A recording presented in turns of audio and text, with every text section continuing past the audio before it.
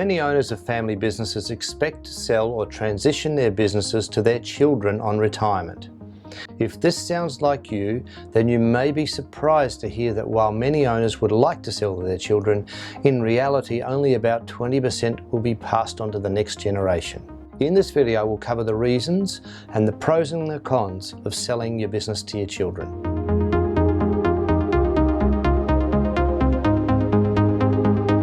Many business owners have as their succession plan a vision and a hope that their children will want to work in their business and ultimately take over.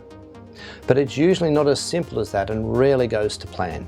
Most business owners can't afford to give their businesses away to their children and need to sell them for cash for retirement. Many hope to sell their businesses to their children, either progressively or in one go with outside finance. Selling your business to family members is generally referred to as family succession.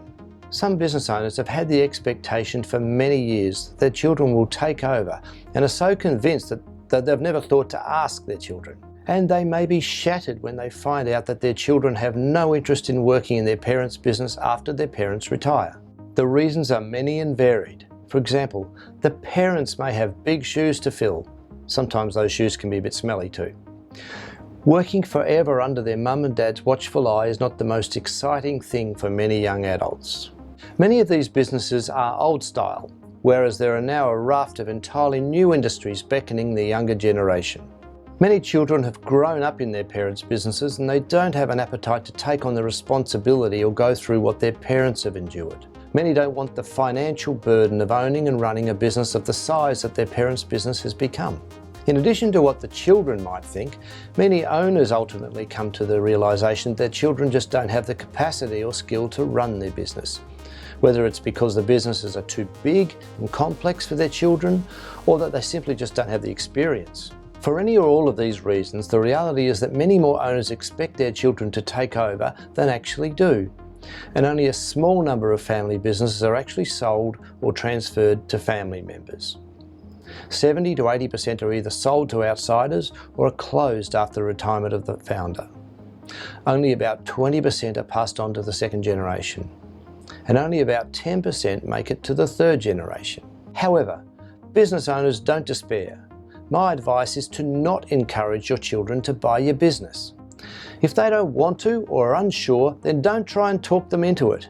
Most children want to make their own tracks in the snow, and the most rewarding and useful thing that a parent and business owner can do is to encourage their children to find out what type of business their children want to buy or establish and go in that direction. This gives the children an opportunity to enter business ownership in a business size that they're comfortable with and in an industry they particularly like. If they've worked in their parents' business for any length of time, then they've at the very least had the opportunity to learn about business and a relatively safe and nurturing environment. This should stand them in good stead for their future in business generally. When the parent ultimately does sell their business to someone else, they'll be well placed to help their children in their own businesses, rather than the other way around. This will ultimately be more satisfying than trying to force or entice your children into your shoes.